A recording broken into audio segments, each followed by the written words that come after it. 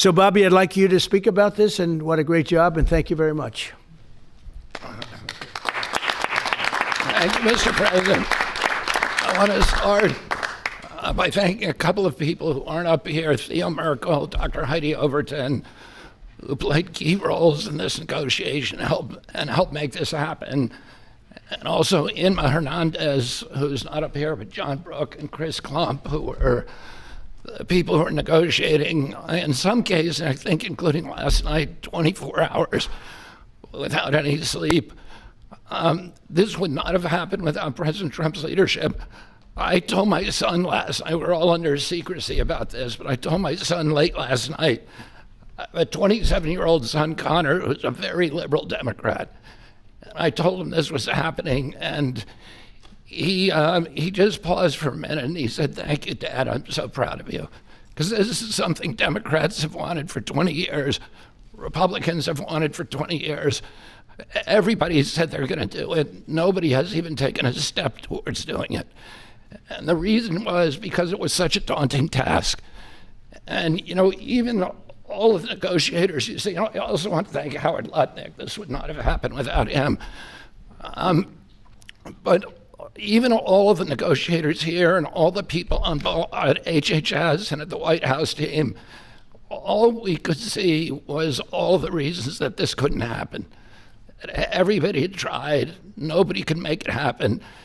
And it was President Trump alone who, with his doggedness, his persistence, he saw this clearly in a way that none of us other, in its most simplest terms. Why are we spending more on this country than any other country? Why are we spending 75% of the revenues that come to the pharmaceutical industry?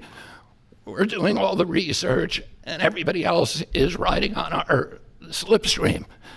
And President Trump, I would say, harangued and harassed us to make this happen.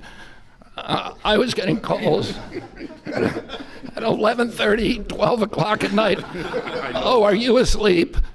And you got to get MFN done." And at one point, Dr. Oz told me, "I can't take the president's calls anymore." I have a lot of reasons, my wife has a lot of reasons to say to me about different things that happen in my life. Doesn't that give you anxiety? And I say, I don't get anxiety. This gave me anxiety. Oh, thank you, President Trump. It would not have happened without your leadership. This is real leadership. It's a president who has a vision and makes that vision happen. And I can't think of any other president of the United States who could have done this in our history.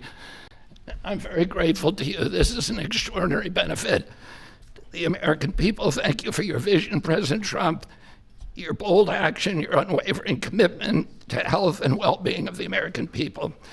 Never has a president stood up so bravely for the American people with respect to health care.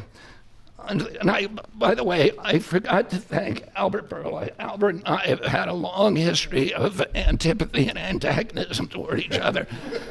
But I have to say his leadership in this took tremendous courage. And he really created a template for corporate responsibility, for putting public health ahead of his individual interests. So I'm very, very grateful to you for that, Albert. Under the leadership of President Trump, the U.S. government is now acting as a tough negotiator on behalf of the American people. Today is about fairness, it's about equality, it's about giving hope to those who are trying to stay healthy, who are managing illness and who are fighting for their lives.